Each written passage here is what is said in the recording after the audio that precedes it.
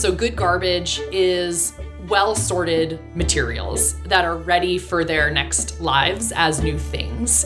And ideally, this good garbage is part of an economy where all individuals and all entities have access to the services that they need in order to participate in materials recirculation. Hello. Welcome to the Good Garbage Podcast. My name is Ved Krishna. My primary reason for existence has been to find ways to leave our wonderful planet cleaner. We will be speaking with material innovators, creators, and propagators to learn from them how we can build for scale and towards a regenerative future. Their stories will help us answer the big question, what is good garbage? Hello. What I've learned over the years as we've done business is that you can only control what you can measure. Today we get to speak to Meredith Danberg-Ficarelli, who is the co-founder of WATS, and that stands for Waste Administration and Tracking Software. Pretty straightforward, yeah? And that is the kind of person she is, straight talking. And she's also a board member with the US Composting Council. She is a self-proclaimed trash nerd and uses data and IT to bring to light what is happening with waste. Interestingly, her journey started with teaching herself waste audit as she was eating lots of hummus living in Lebanon. And that's where she met her partner and now husband. She comes from a very systems perspective and looks at the situation holistically to make the consumer more aware. This is a wide-ranging conversation on how waste is created and how the impact it has and how it can actually be controlled from different perspectives. I'm sure you're going to enjoy this conversation. Hello. I'm so happy to have Meredith Danberg-Ficarelli with me today, who is the co-founder and CEO of WATS, which stands for Waste Administration and Tracking Software. What sounds so much cooler, though, Meredith. I'm so happy to be talking to you because there's going to be so much for me to learn because you have such deep knowledge in this space of what happens to waste and it doesn't go away and, things like that. So I'm super excited. Thank you for being on the show. Thank you, Ved. Thanks for having me. So I want to start right in the beginning. And I know that you've been close to nature, as you were growing up and things. So I want to ask you first about your experiences growing up and if there were particular incidences that you can think of which influenced you and your work today.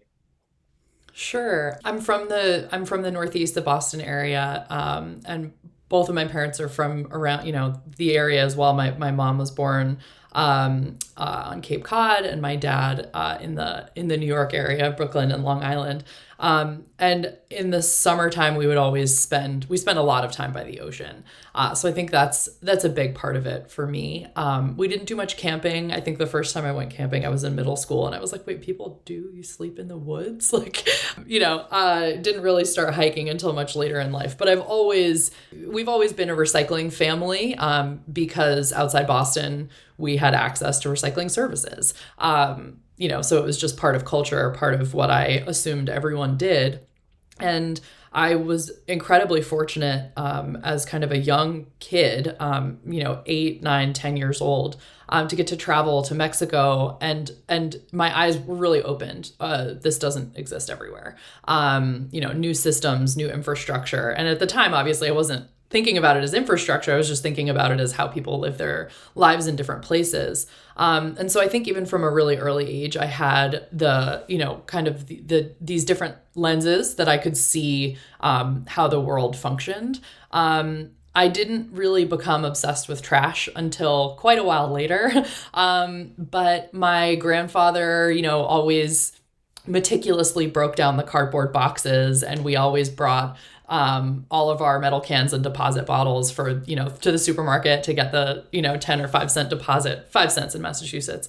And so from that perspective, trash and waste and recycling and materials kind of value reclamation has been part of what you could maybe call my kinship network or my family culture. So I think it makes sense that I've landed here. Yeah, and this is a question I usually start with, and it's so beautiful to hear the influences we have growing up. And as you were speaking, I remembered this incident with my wife, who's American. Uh, I grew up in the foothills of the Himalayas, and trekking for us meant, big backpack, stuff to cook food, and everything, alpine style. And I come to the US, and she just, let's go camping. And I said, yeah, sure. And I'm, like, okay, let's get organized. She said, no, no, no, we're going to have an air mattress and it's going to be in the back of the car. And I was like, okay, that's camping as well. So I got exposed to that, which was funny. But Yeah. let's cut to your undergrad. That's really fascinating that you did anthropology and Hmm. printmaking. So that was really Hmm. interesting for me to hear also because, I come from a space where there is a lot of printing. But would Yeah. love to hear why you chose that and how it influenced your work again. Yeah. I sort of fell into it because it was the anthropology specifically because it was like the most generalist option. I was not ready to decide what I wanted to do with my life when I was 18 years old or however old I was at the time. And I think what drew me to anthropology was the overlap of studying people, studying their histories and linguistics. Not that I've necessarily been interested in linguistics. My mother is she taught Spanish for 13 years before getting her MBA, and so she's very particular about grammar, both in English and in Spanish. And so I think I probably had a little bit of that in my blood already. But I think what I drew from studying anthropology was the major errors that have been made in assuming that one system can apply across different cultures and geographies, and this idea that there's one prescriptive solution for everything. Printmaking, I don't know. I've always loved making things. I'm not a particularly talented artist. I had to take some painting and drawing classes in order to get to the point of minoring in printmaking. I loved the presses. I loved all the inks. I loved the process. It was kind of you select the paper that you want, you select the colors, you create these plates. I use these photovoltaic plates. So you take an image, print the image on a transparent sheet of paper, put it into this big light box machine over the photovoltaic plate, and then it kind of etches into the plate, and then you can use that to print with. And I think it was the ability to kind of go to the studio and be surrounded by the equipment. And I still really love making things. I mess around now, kind of, well, haven't for a while, but I've hoarded a lot of plastic with the attempt of kind of making little things out of it. One of my coasters is some like yogurt containers. So anyway, I've always just really enjoyed kind of the idea of recognizing like what things are made out of and how they can be transformed. So maybe I've never connected my printmaking minor back to trash again, but I see that they're connected in a way. Yeah, and I saw another talk of yours where you had this zip bag, which was out of these insulated stuff, which was so cool. I was like, huh, I should be doing that. I keep thinking, what should I do with this? I Yeah, I have to have add a zip and yeah. Oh, my wow. What is keyboard that? sits on this is Ah, caution tape, okay. from like a construction site Okay. that I crocheted with this giant crochet hook that I got in a pack to crochet a blanket with wool, normal blanket. Yeah. And I was like, I wonder what else I could crochet. Yeah. Well, Yeah. it's sad that our listeners will not be seeing the video because that was cool. But I interviewed a fascinating person. I don't know if you know him, Scott Fulbright, who he runs a company called Living Ink, and that's going to be Oh, out soon. And but cool. there's so many parallels between you and him because he again grew up in a family where they recycled all the time, and he of course worked with inks. So it was really fun to talk to him about inks, which was so interesting. I'm going to Yeah. cut to another piece of your life, which is fascinating. you traveled all the way to Lebanon to eat hummus for a year or something. So that's a long time. I know the hummus in Lebanon is really good, but The best in the world. that's a long way to go to eat that. And what period of time did you eat that for in Lebanon? I'm truly jealous because because we are such hummus fiends. All day, every day.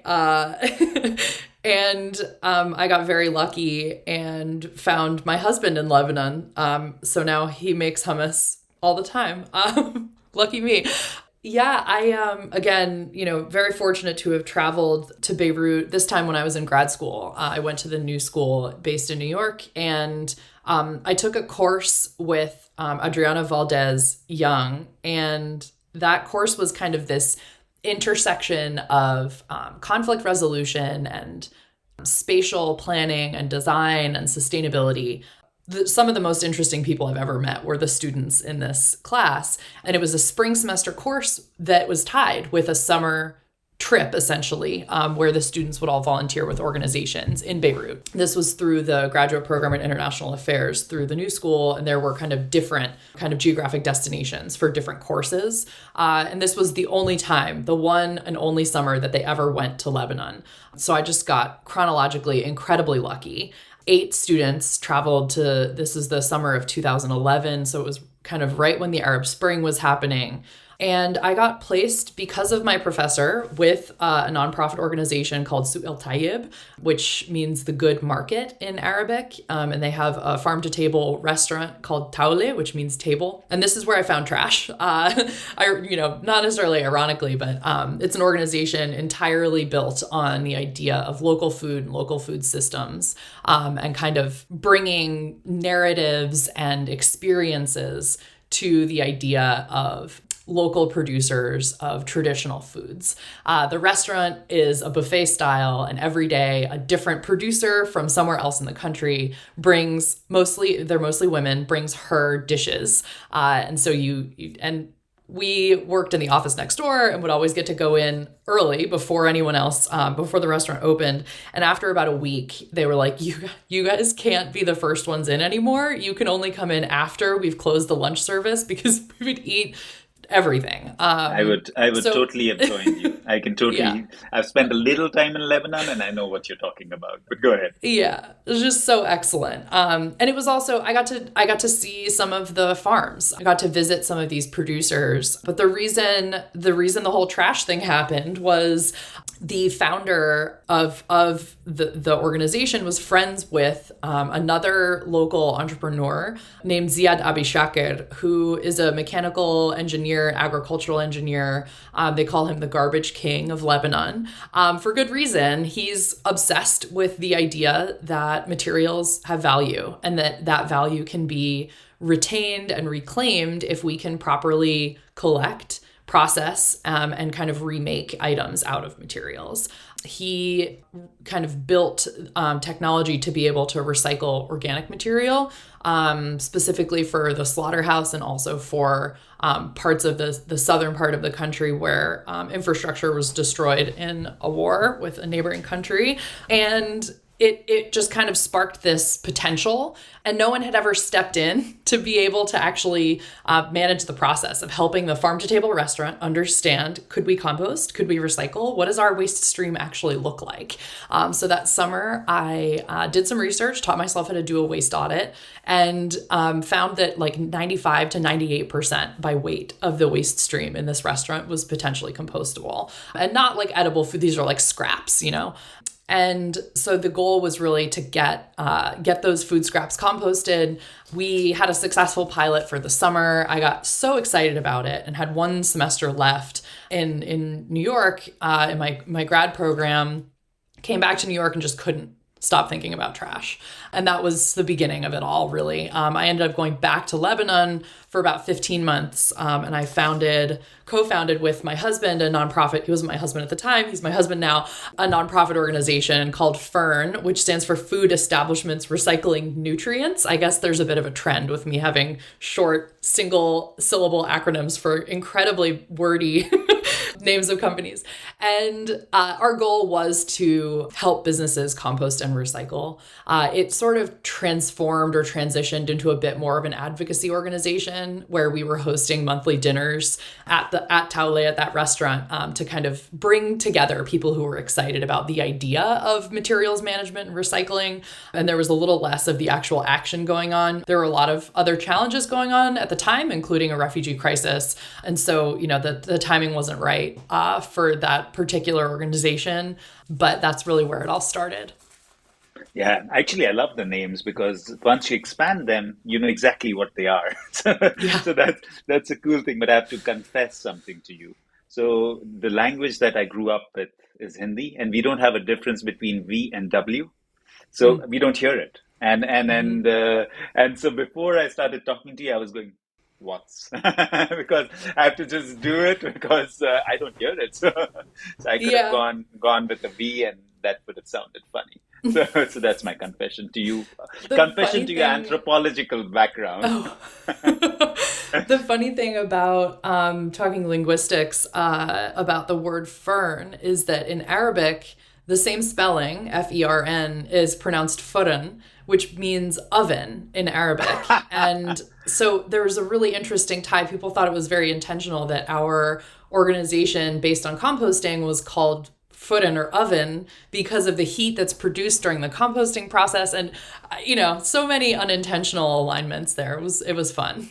And it was right after your grad school. So that's like I just find this like string of courage, where you go to Lebanon, you're thrown into the deep end, goes to a garbage audit which you've never done before, and you jump right in. Not only that, you come back right after grad school and start something which is and I'm sure I've been in Lebanon, and I'm sure it was difficult to sort of work in that domain. How were you looking at funding and things like that?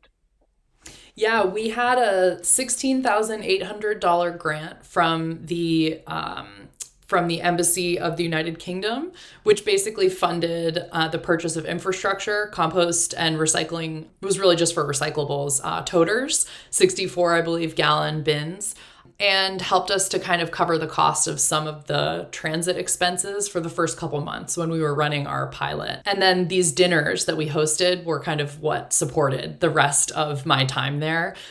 Very, very slim budget. I mostly ate hummus while I was there. And there were some like $20, all you can eat sliders and beer. So there was a lot of that happening. But the interesting thing, you kind of asked about what it was like to be doing the work. We went into there were a number of participating restaurants, excellent partners who really understood the vision and the mission and were willing to like work with this crazy American lady who was digging through their trash. And, we get weird looks. Frequently, the porter or one of the staff would be like, no, no, no, it's okay. Don't touch it. Don't touch it. It's fine. And it's a bag of recyclables, very clean water bottles and maybe some aluminum cans. And I'm like, guys, it's fine. Like, this is my job. And they'd be like, no, no, no, lady, like, don't touch it. So there was a lot of, I'm sure this isn't really surprising to you either, where, trash is just seen as this like completely untouchable, like someone else's problem. There's a very much like a class hierarchy to like who touches waste. And when we did trainings in the kitchens, kind of stepping outside of that class hierarchy point and into a new kind of angle here, we would talk about, and Naji would, my husband Naji would kind of translate into Arabic and frequently French, depending on who we were speaking with. When we got to the point about talking about composting and the potential like regenerative nature of organic waste recycling, the people that we talked to, their heads would nod and they're like, yeah, duh, like we do this in the village. Like it's only here in the city that this doesn't happen. So it's not a new concept. Recycling of organics, because it is the way nature functions, makes sense to people. People who have experienced it before. So that was a surprise to me, coming in and being like, oh, we're going to teach this new thing. You said kind of at the very top here that, you're excited that you're going to learn more. constantly learning. That's what's most exciting about this work for me. Not only that it's rapidly evolving, new technologies, new equipment, new infrastructure, so many new things going on, but also just the perception of waste, the way that people consider materials. I'm constantly learning new things about how different people and different cultures experience materials as well. Yeah, and I can relate to it in India in a few ways, and but it's also diametrically opposite at times. So I just came in. I told you I was in a function, and I just came back from there. And the way it has functioned before is that everything you eat in is like a leaf and things like that. So you eat and you throw. So now, somehow people, and I can blame that, or I can just blame a lack of civic sense being developed. But the idea still is that you eat and throw, and it could be styrofoam. Mhm. And so our and the class hierarchy, of course, is very strong in India. So our CEO and I decided while people are eating, we are just going to start picking up. So that's what we did tonight. We just went, and the floor gets littered with like plates, although the plates we are using are compostable, but it's so horrific to see that. And so we just went, and it was such an interesting scenario because we were just sort of going through people and picking up, and it was fun to notice. And of course, then everybody joined in, which was nice because Yeah. it's going to be. So that's the interesting thing that people have grown up thinking about, like waste basically goes back into nature, but it doesn't anymore. And that's a Mhm. challenge. And the other one which came to my mind as you were speaking was, and I'm sure you know about this, we have a huge rag picker community, which of course picks it up, but it's such difficult conditions. And they're called scavengers, which is such a, like even saying it is difficult for me. Uh, Mhm. and it's such a mafia controlled thing. So this whole business of waste has so many complexities which you probably understand more than me. So I would love to hear your perspective on these different kind of aspects of waste. Oh gosh, I'm not going to pretend to know more about that than you do. But what I would say is that the fact that those informal economies, we can call them maybe, exist, and maybe that's not even the right term to use, proves that there's value in the materials.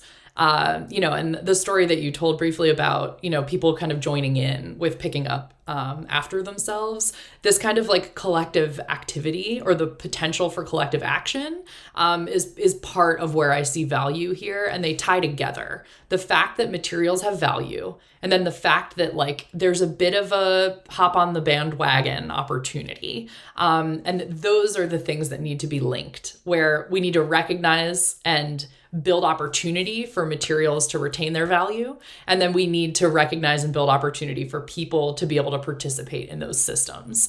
And, I think along the way, we need to make sure that the folks that already depend on those materials, whether it's rag pickers or folks who live off of landfills. The first time I saw that happening, I was in undergrad in Nicaragua, and we visited the local landfill, which was on fire. And there's a village built around the landfill, and it's folks who live entirely off of the materials that they find.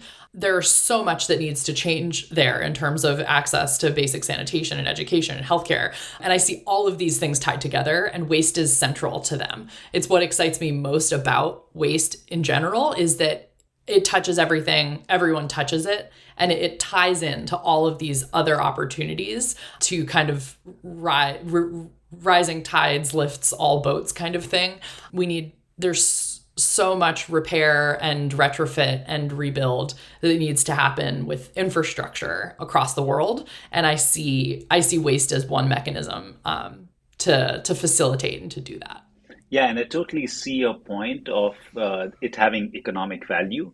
And I always feel, how do you connect that economic value so that there's a natural progression towards people wanting to do more waste? And yeah, it ties in with the whole idea of this informal economy that we have, where people pick up things that are valuable. So of course, the PET Mhm. bottles are picked up, and single layer stuff is picked up. But as soon as it comes to the multi-layered stuff, that becomes the challenge because there's no economic value. And I'm amazed even when we look at plastic bans and things like that. When you go to a supermarket, you'll be told that, oh, we don't give bags anymore that are not compostable or multi-use. But then if you peep inside that bag, everything inside that bag literally is multi-layered substrates that's not going to go away for 100,000 years. Nobody's going to generate economics from it. So how do you see that part of it? How do you see the flexible packaging? And is that something that I'm sure you're very aware of that domain, but would love to hear your perspective on that. Yeah, I mean, the first thing I think of is fossil fuel companies' subsidies and the fact that business models for fossil fuel companies are transitioning away from energy and into petrochemicals and single-use products so that they can have one last gasp at global economic control. Call me a conspiracy theorist, but that's what's happening. And there are plenty of excellent podcasts that focus specifically on that issue. Drilled is one of them, which I loved. And it's hard. The way I say this, and it ties to one of the other kind of prompts that you shared in your email before we hopped on to this call today, about kind of how I view the evolution of packaging, and the way that in kind of past experiences doing waste education in offices, one of the things that I would say is that the evolution of packaging is happening so much more rapidly than the evolution of infrastructure, which maybe isn't surprising, like massive economic opportunity to make single-use products and be able to sell them and to do R&D, whereas infrastructure is slow and heavy and, covered in red tape. That's how I see this, where it's like we've seen policy change happen where maybe we can scratch the surface somewhat easily. Not that banning bags was easy, I won't imply that, but transitioning our food system, the evolution of our food system to get us to today has taken 150 plus years. And now in 10 or 15 years, we're trying to completely reverse or restructure all of it. So I see it as a really big systemic problem, and one where we need a lot of really smart people. I think we also need quite a bit of relocalization, recognition that kind of milkman models can function for a lot more than just milk, but that we also need to reintroduce them. And then, I hate to say, but like, some of the convenience that we expect in everyday life is incredibly detrimental and really problematic. And I don't want to imply that we need to not live convenient lives anymore, because I think there is a way, but we might need to rewind a little bit. It's scary to think, and no one wants to talk about it, but it's true. What we're doing, not only talking about destruction of the environment, but just the extractive experience, there's so much harm on people who are invisible. And it's a huge problem that we need to solve for. And I've been reading about such brilliant words from you. So I'm going to read a relatively long passage from something you've said on your website. And then I would definitely want you to delve a little deeper, because this is going to hit home the things that you were just talking about. So waste is a hidden, invisible, shameful part of culture, because waste is unnatural. There is no waste in nature.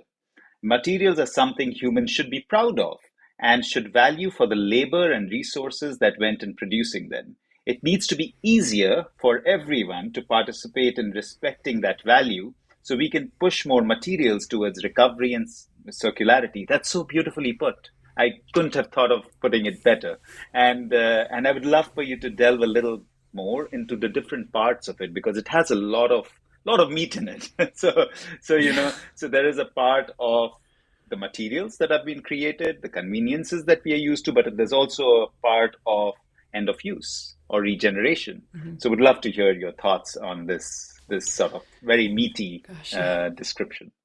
There are materials that we can access every day, or that are used, that humans need to stop using, period. Like we have companies, we as people have allowed companies, or companies have, forced through the production and use of materials that are just that we need to find alternatives for. We were talking about PFAS before this, microplastic chemicals that absorb toxins and permeate everything. Whether they're incredibly harmful or not isn't even the point. It's that they are man-made and now coat the planet, which is just crazy that in, 50 years, arguably, maybe 70, we have created a new geological epoch. So that kind of grounds a bit of this for me. This idea that like in seeking abundance and convenience, we completely disregarded natural systems and the way that nature functions. And we're smart enough and we have the resources to be able to build alternative systems. And that's where this idea of access comes in for me, which is, in kind of identifying newer technologies that are less detrimental. It can't be one-sided. It can't only be for the folks that can afford. These things need to be affordable and accessible so that everyone can participate. And, this idea of like waste colonialism, the idea that kind of global north trash gets shipped to the global south for the global south to like recycle. I mean, incredibly problematic. That recycling frequently isn't happening because the infrastructure doesn't exist and the materials are too challenging to process. And, there's a bit of like this of a farce that has been broken down over the last few years. People are terrified because they're realizing like, oh my God, my trash is sitting in someone's community. I didn't know that was happening. I thought I was recycling it. And it's not their fault, but but these systems have to be fixed. And it's something that we, like those of us that are working on this problem and so many other people who hopefully can become engaged with it too, need to participate in and really need to get on top of. And, the work that you're doing among the work that so many other folks are doing is kind of building those blocks to get us there. Again, lots of thoughts there. But one of my pet peeves is this whole domain of recycling, similar to what you were saying, because the challenge is it doesn't happen locally. It's transported halfway around the world, and there is no such thing as recycling. It's downcycling, and it's down till it cannot be downcycled anymore, and uses a lot of energy. And of course, the carbon footprint and transport itself is so huge. So, yeah, I hope, but then we have to have multiple systems. Let's jump into WATS. Tell me more about WATS, and it's fascinating what you're doing. But better to hear it from you. How did it come about, and what does it do, and what are the objectives? Sure. So as we said earlier, WATS stands for Waste Administration and Tracking Software. I mentioned that one of my very first trash activities was learning how to do a waste audit. WATS actually, in its very earliest iteration, initially stood for Waste Audit Tracking System. So a few years ago, my co-founder, Laura, was living with her sister, Lizzie. And Laura and I, in separate companies, separate roles, were both focused on zero waste services, helping businesses build composting and recycling programs. And analytics was a big part of that, helping them characterize their waste streams, to actually see where there were opportunities for improving behavior, right-sizing infrastructure, changing purchasing. Those are kind of the top three, but there's so much more than just that in terms of the recommendations that you can get from an audit or characterization or a waste assessment. And essentially, Laura was sick and tired. We all were sick and tired of doing this work using Excel sheets and Google Docs, just kind of reinventing the wheel constantly for new clients. And her sister, who had just left corporate law but studied computer science, started kind of building some low-code modules in the background, almost for fun. She was trying to get into doing this work herself in a bit of a career shift. And I saw that this was happening and brought my waste audit spreadsheet to them, that I used for essentially organizing a waste audit. Imagine a commercial office building that has lots of floors, and then each floor has lots of different, we call them stations. So the pantry versus the conference room versus the general desk area. And we had clients at the time who were interested in drilling into that minute level of detail. Is there worse contamination in the 23rd floor pantry than the 22nd floor pantry? I'll just say, if the executives are on the 23rd floor, yes, the contamination is worse. You can say that from experience and prove it in the data. Shakes fist. Right. So Lizzie kind of took this probably way, way too detailed, obnoxious Excel sheet and kind of started to turn it into a waste audit module. And then we tied that to this other module and this other one. And we realized over the course of, really a year or more, this is so much more than us just trying to make the existing work that we're doing more efficient. We are concepting a software product that can we've been talking a lot right now about this idea of access and kind of the recognition of the value of materials. A software product like WATS, what we are concepting right now, digitizing the foundation of waste management in buildings, in the built environment. What are the waste streams? Who are the stakeholders, the timelines, the schedules, the infrastructure? And then once you've built that digital foundation, you can add these other pieces onto it that look like action plans, helping a business launch, an electronics recycling program, for example, and helping step them through that process. But even, tracking kind of the costs associated with needing to repair a broken dumpster over time. There's so much that it already happens when it comes to managing waste in buildings that lives in one person's brain or is tracked in a random, Excel sheet that only one person ever sees, or that lives on a drive that doesn't relate to any of the other buildings in a portfolio. So they can't learn from each other. And another way to think about it is that we have software for energy management. Why don't we have it for waste? And, waste is another utility. Why isn't it metered? These are the questions that really are the foundation for what we are building now. Yeah, and of course, one of the things, again, I read the plan for maximum divergence from the landfill. So one of the questions that comes to my mind is, wouldn't it be absolutely essential that there is segregation at source for you guys to be able to measure? And how do you ensure that? Because, that's not, as far as I know, that may not be totally in your control. And how does that work then? Yeah, it's building in these best practices. This is a long-term process. Waste management, improving waste reduction is a marathon. It is not a sprint. In step one, in version one, we are not directly tracking things like contamination, but we see those as future features and future opportunities. You're absolutely right. The source separation of materials is the foundation, in my mind, is the foundation for how we can retain the value of those materials. If you imagine a garbage truck and you imagine all materials in it at once, especially if food is in there with your multi-layered packaging and glass bottles, you don't have value at the end. Everything gets crushed and commingled. Once you separate food waste or food scraps from everything else, the other materials remain more clean. I think it is one of the reasons that Laura and I are so interested in organics recycling as kind of one of these foundational principles of building a waste diversion program. Being able to separate food scraps, they're the heaviest and wettest portion of the waste stream, so they're the most expensive to transport. Keeping them more local will reduce those transit emissions, but these kind of knock-on effects of keeping other valuable materials clean, allowing them to retain their value. I think some of the ways that we see WATS kind of tackling this problem of source separation, even in these very early days, is by digitizing a waste management plan, helping a business understand the flow of materials through a building. What are our waste streams? Where are they supposed to be stored? At what frequency are they collected and by whom? And are we paying the right amount? Those are some of the foundational questions that we're already able to answer.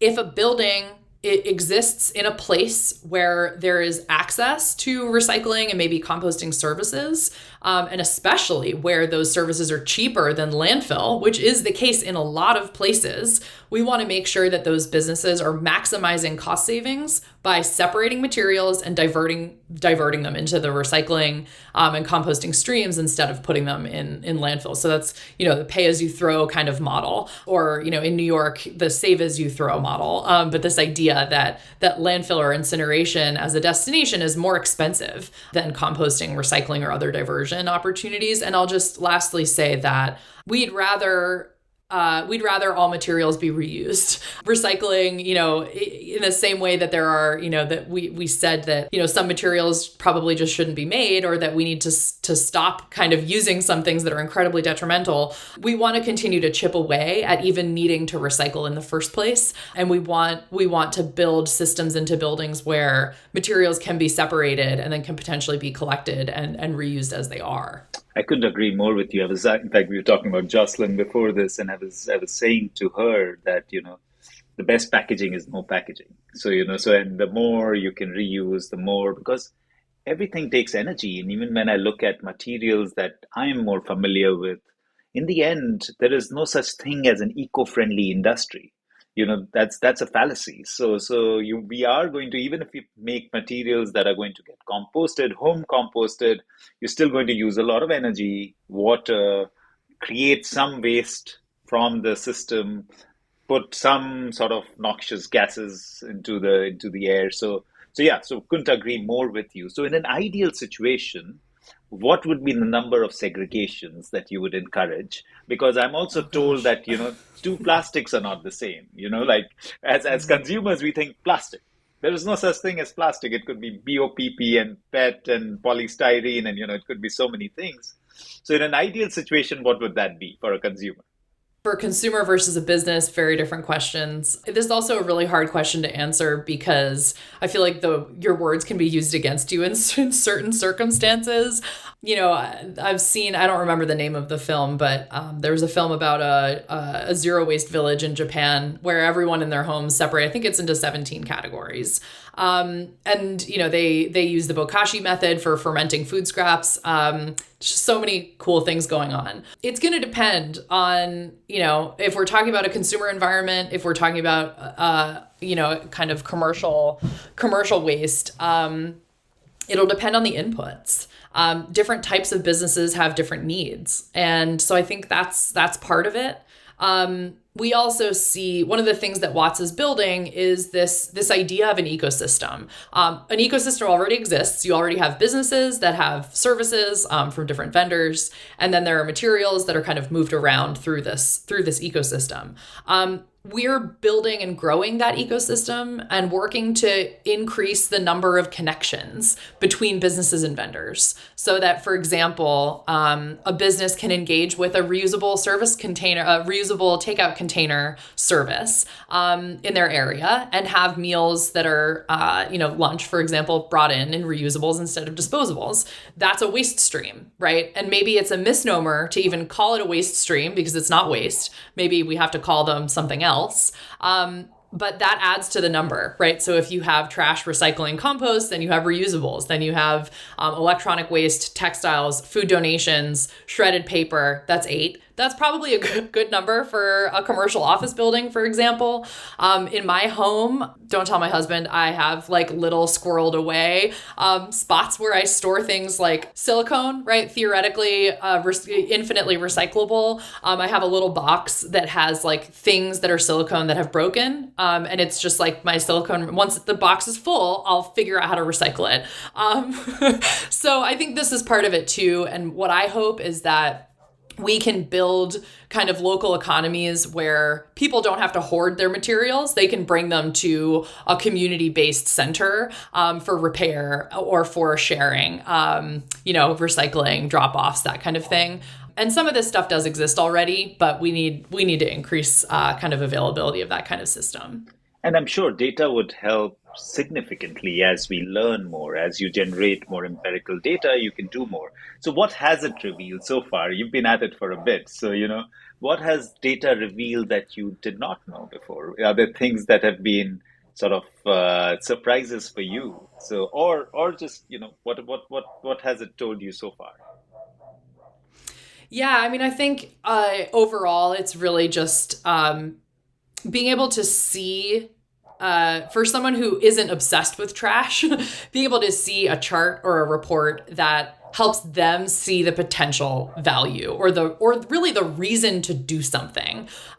Whether it's, the fact that in some commercial office buildings where we've done waste audits, 40% of the waste by weight is food. potentially compostable. This was pre-COVID, so things have changed a bit as a result of the pandemic. But even in an environment where you don't think about food production or you don't think about food waste, there's still so much of it, especially because offices are continuing really to deliver kind of all of these amenities to their employees. So I know I'm still pointing back to food waste, but it is my first love. So, that's a big part of it, is kind of opening people's eyes to how broad the opportunity is to recycle food scraps.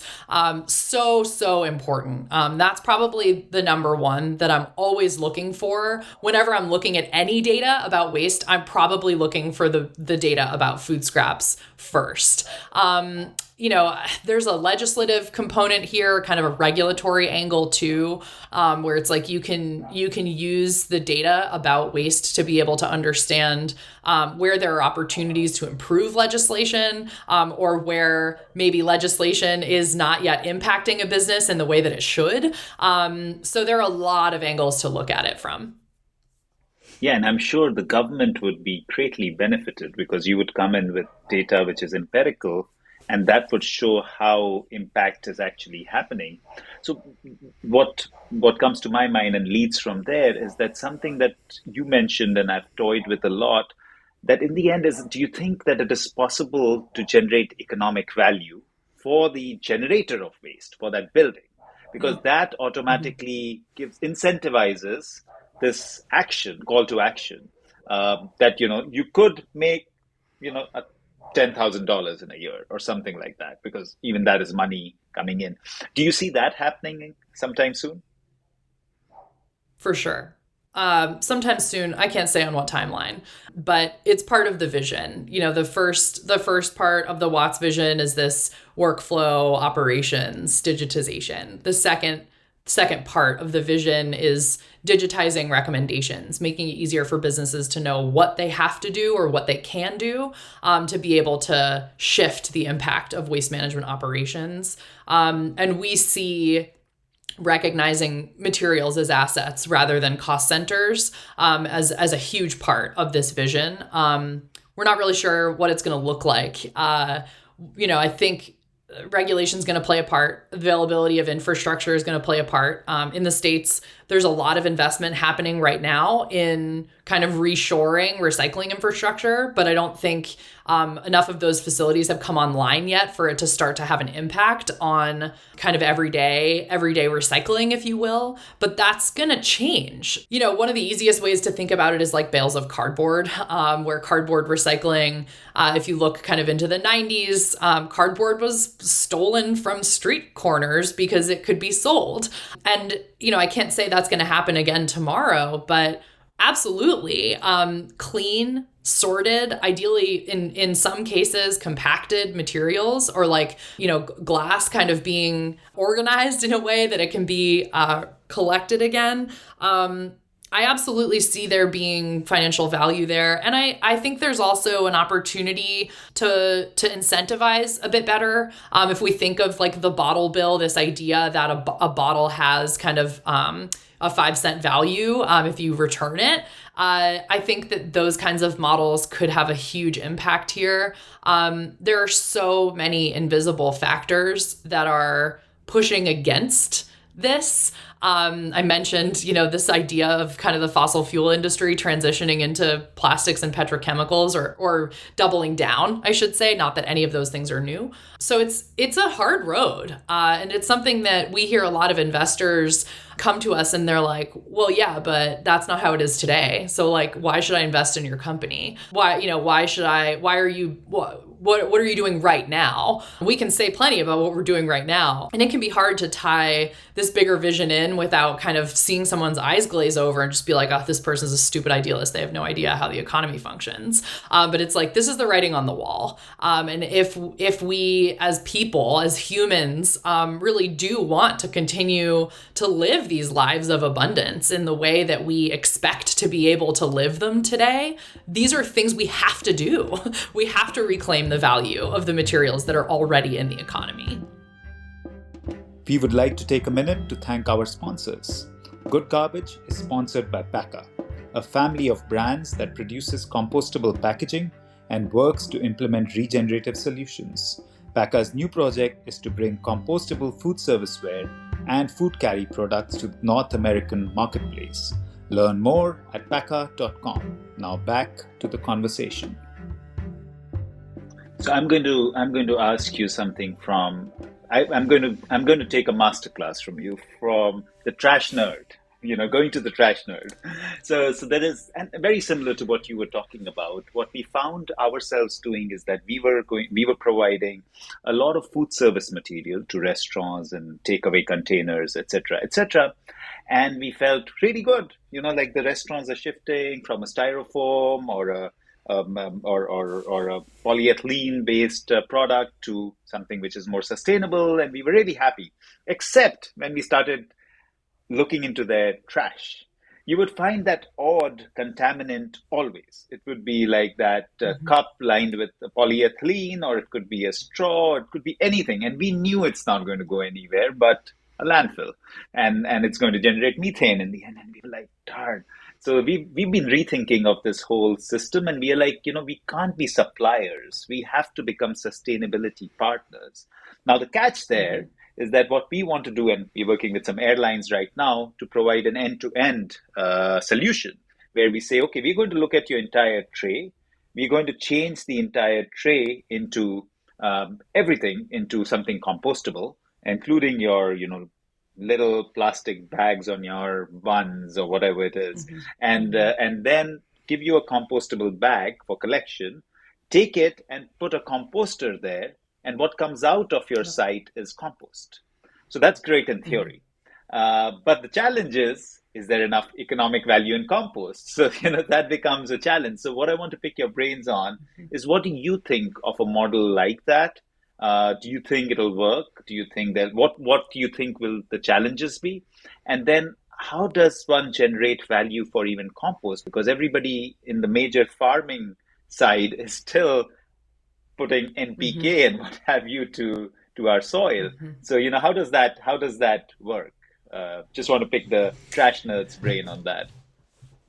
I mean, it's a systems level problem that needs systems level solutions, and I hate saying that because it makes me feel powerless. We're putting NPK into our soils because for 100 years, those industries have been growing, and now, at least in the States, own our government. Like, it's, it sounds conspiratorial, but it's true. We, how do we grow the value of compost? Farmers need to be able to use it. And part of the challenge here is that it's not an immediate solution. Switching from conventional synthetic fertilizers to compost doesn't immediately create benefits from a crop perspective. It takes time to rebuild soil health, biodiversity, micronutrient content, water retention. I mean, these are benefits of applying compost, especially to incredibly degraded soils. There are some really promising case studies and stories of farmers transitioning into regenerative agricultural practices and finding, essentially better yields over time. And I think uplifting those stories is going to be a really big part of this transition. There's also a question about, how we define compost. Is what comes out of those machines actually compost? Is it a soil amendment? Is it an input into a compost system?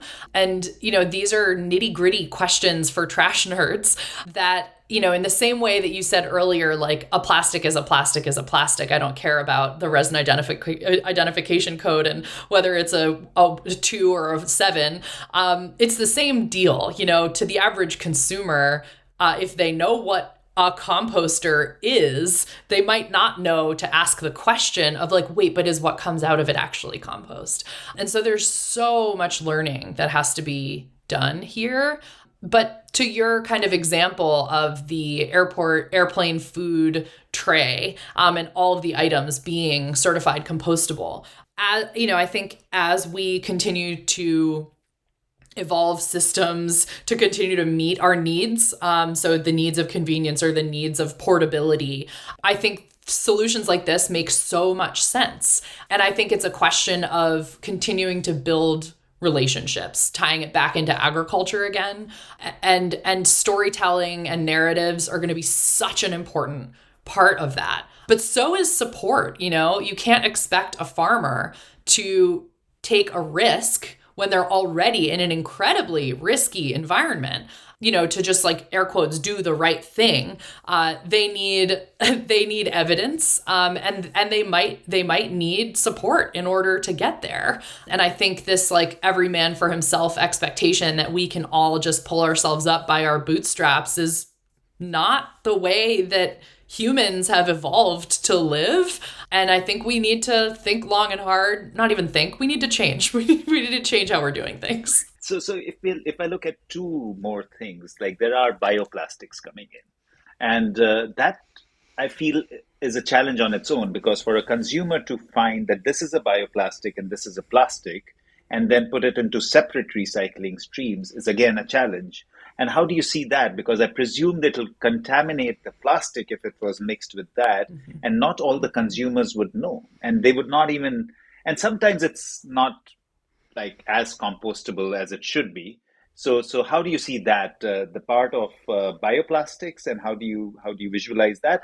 And the second part, which I've always struggled with, is this whole flexible packaging, multi-layered substrates, and you can take them as you want. I want to give consumers who try really hard the credit that they deserve. There are so many people, and again, I'm a trash nerd. I'm in like a very deep niche here, so it's likely that I end up kind of seeing a filtered view of these people. But there are people who care so much and who try so hard. They know exactly what their municipality can accept. And then there are people who are living their lives, doing their thing, who can't spend the time to think about trash. And that's not their fault.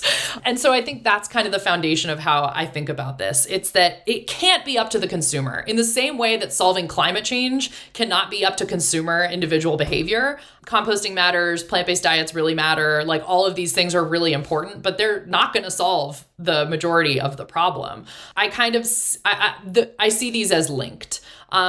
I've done so many waste audits and I've seen these products so many times that I can, if you put 2 cups in front of me, I'll probably be able to tell you which one of them is compostable. But that's because I've seen probably hundreds of thousands of them in my life. I think step 1 is probably like mandating that any bioplastic is tinted a certain color and that nothing else can be that color. Like, not easy because of how our economy functions, but like easy enough solution. And that I think would also really help compost manufacturers because one of their biggest challenges right now is when they receive a load, how are they supposed to tell, let alone me holding 2 cups? If they're up in their front loader, like they're not going to be able to tell the difference. Everything looks like trash from up there. And so I think there are some kind of legislatable, if that's a word, solutions at that level. It ties back, though, more broadly to like whether we should be using plastic as much as we are. I don't think we're not gonna get rid of single-use products tomorrow. They're going to exist for a long time. But I think being able to control what they're made of and then being able to control how those materials get collected and processed will be a big part of this solution. With the multi-layer packaging, I don't know as much about that to be able to kind of speak to it in the way that you might want to. But I think at a high level, it ties back to the same exact concept, which is like, do we need this material for this particular purpose? And if so, how can we better collect it and better process it and better use it? What are the alternatives? If we don't need it, maybe let's just put something else there. That's kind of how I see that. Yeah, I think that's wise. You are a board member at US Composting Council, and I'll have you wear that hat. And I want to understand from you, and especially from a packaging perspective, of course, we are trying to create more compostable bioplastics. We are trying to build fiber, cellulose-based products. And how do you see, but we don't know the end of use well enough. And I presume, this is my presumption, that I presume when a composter takes it, they have their own challenges because the garden waste would disintegrate at a certain sort of speed. The food waste might have a different thing, and within that, it could be pits and seeds and all that, and then you have bioplastics and fibers coming in. How does that work, and how challenging is it from a composting angle to have these multi substrates in the same system, and does that create complications as well? Sure. I mean, I will not speak for the U.S. Composting Council, but I will certainly give my personal perspective here. And I am not a compost manufacturer, but I've, kind of seen my fair share of these operations. It's a recipe. Composting is a recipe. Imagine baking a cake. And if you put too much of one thing in, your cake is going to taste like crap, or won't bake, or whatever it is. Same kind of idea. One of the biggest challenges that I know from some of the compost manufacturers that I know is that they cannot certify their compost as organic if they accept single-use products. So in some cases, it's not just single-use products, it's compostable serviceware, compostable products, non-food, non-yard waste, like you said, green waste. So in some cases, it's a red line where they're like, can't accept any of it. Absolutely not. But they're open to the idea of opening a second site or having a kind of a separate side of the operation, because there's so much demand to process compostable products because they're everywhere and everyone's using them and everyone thinks they're great. So that's a really big challenge. Contamination is a really big challenge. You kind of asked how it works. I mean, chemically or biologically, compostable products are made of plant-based materials, and they go through kind of the process of a process of degradation founded in kind of decomposition by microbes. So the microbial kind of activity happening in these compost environments, you've got these little micro macroscopic organisms that are eating what they come across, and through their own digestion, they're producing heat. And that heat kind of leads to a parabolic temperature curve in these compost facilities or compost environments that does a couple things. In one case, from one angle, it's kind of neutralizing potential pathogens and bacteria that can't survive at that peak of temperature. You also have, in the case of some of these bioplastics and resins, they need that peak temperature in order to melt, essentially. And so in the right environment, you have the right circumstances for these materials to be broken down. In a lot of cases, it probably makes sense to shred the items first. So you break them into smaller pieces, increase surface area, kind of give them a better opportunity to break down.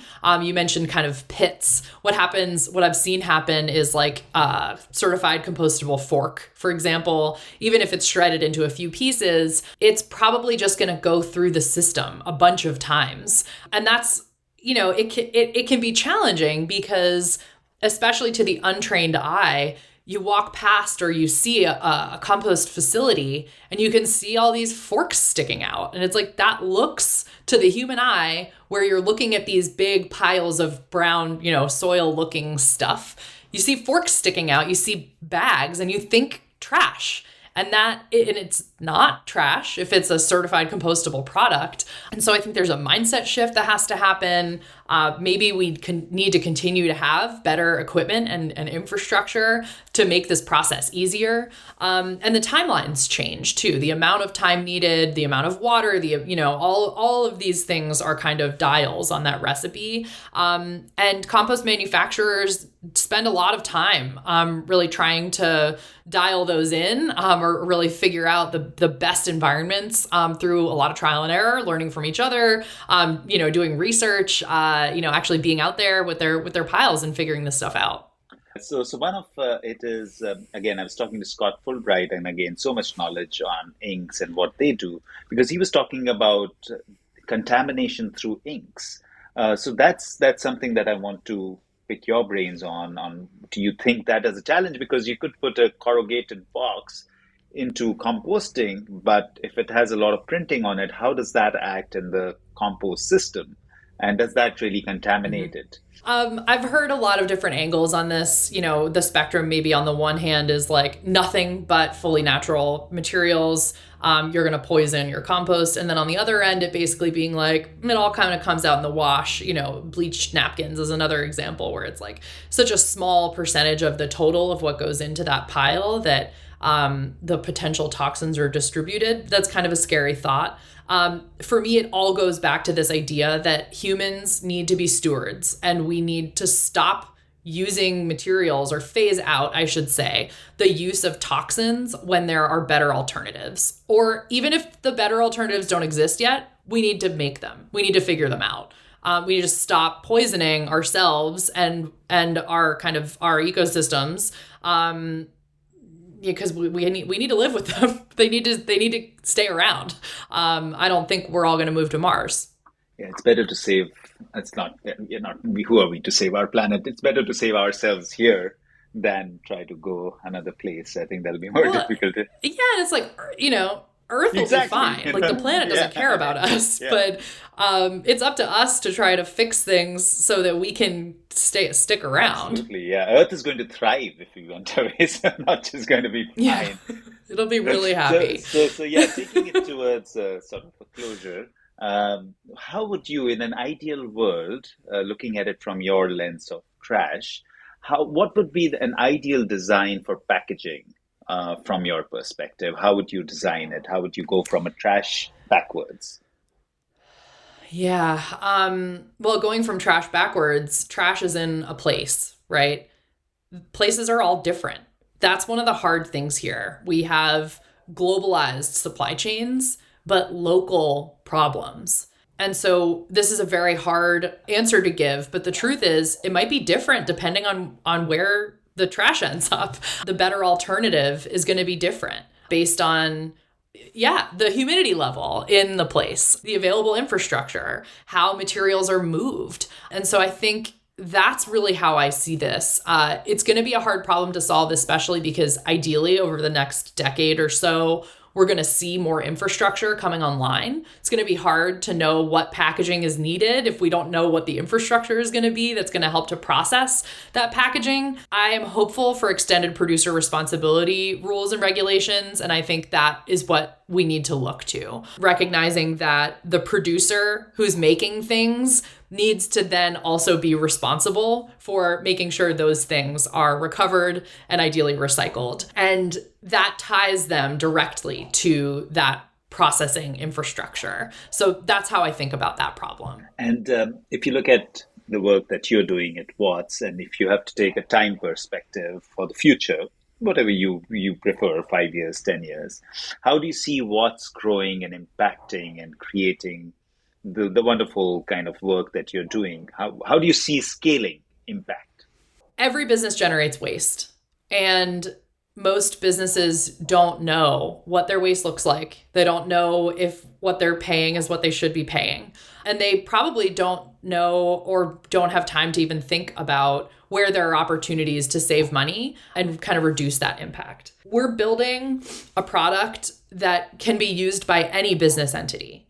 And the way I imagine from the 30,000 foot or, kind of long-term perspective, every business entity using the software that can help them to connect the physical materials in their spaces to the services and opportunities that retain the value of those materials, and making it incredibly easy and transparent so that it's not just about the business operation. It's not just about making sure that they know what their waste management plan is, who their service providers are, what infrastructure they're using, the collection timelines, all of those kind of nitty-gritty operational details, but also making it really easy for that system to be messaged to their employees or to their shareholders, so that it can be really clear the line and ideally the circle of how those materials enter the building, through kind of in what ideally being able to connect these things to budgets and purchasing timelines and everything else,